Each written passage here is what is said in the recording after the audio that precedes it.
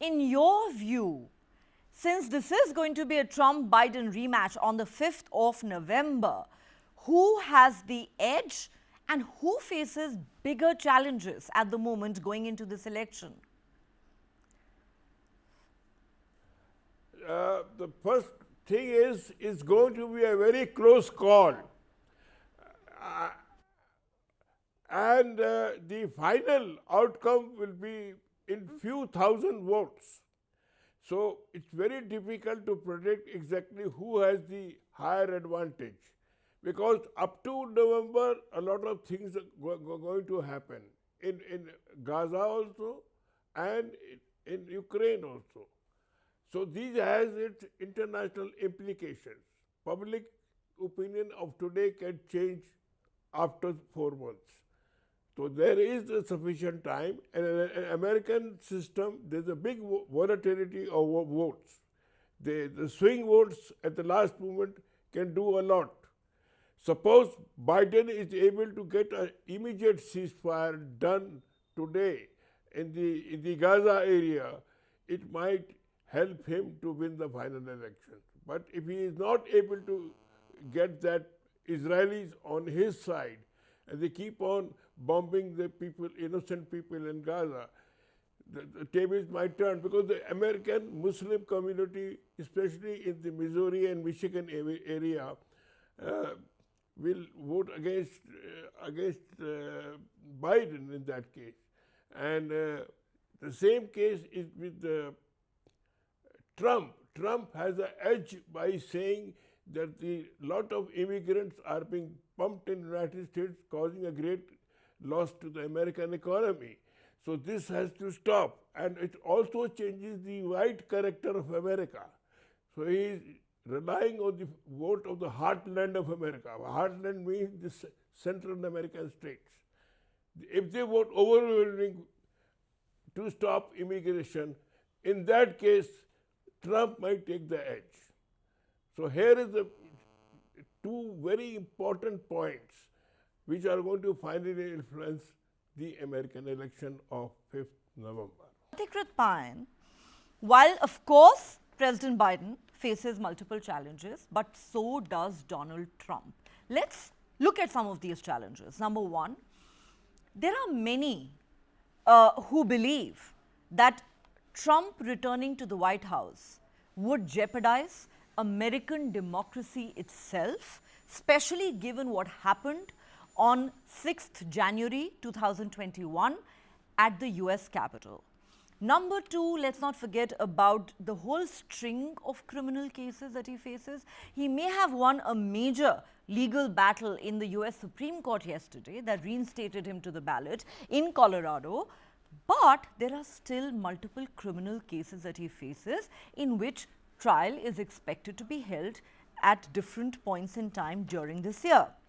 And number three, analysts point out that the college-educated suburban voters have never voted for Donald Trump. This was evident back in 2016, and it has been evident even in the Republican primaries, because it is in these pockets where Haley registered her strongest performance. This came in cities, college towns, suburbs. Therefore, my question to you is, does Donald Trump, you believe, actually face stronger headwinds that President Biden does? Neha, good evening. For the American voter, I can say that the choice is between the rock and a hard place. And from that perspective, yes, what you mentioned is absolutely correct. But in spite of that, I think in certain ways, Trump has an edge. There are 2, 3 factors. Number one, Trump's position is very well known. He is conservative. And I think, unfortunately or fortunately, whatever way you look at it, public memory in most democracies is very short. So whatever happened in the Capitol Hill a few years back, I don't think most Republican voters will mind about it too much if the option for them, the other option is to vote for Biden, which they will not. Now the predicament for Biden are 2, 3. I'll just mention. We know the issues of immigration. We know the issues of economy, the challenges that are there. and certainly their dependence on the Chinese are not coming down. Certainly, Ukraine is not going to win from here on, and certainly the number of casualties in Middle East is not going to go down. Even if it is go down, it has created an indelible mark so far as the image of Biden administration is concerned. The problem for Biden is this: the legal immigrants who come legally, they are equally against illegal immigration. So the legal immigrants, the blacks and other minorities who have traditionally been Democrat supporters may not back him this time. So there are doubts, there are apprehensions, because illegal immigration actually jeopardizes not just the American society, but those who come through the legal route. Number two, issue of Trump being concerned.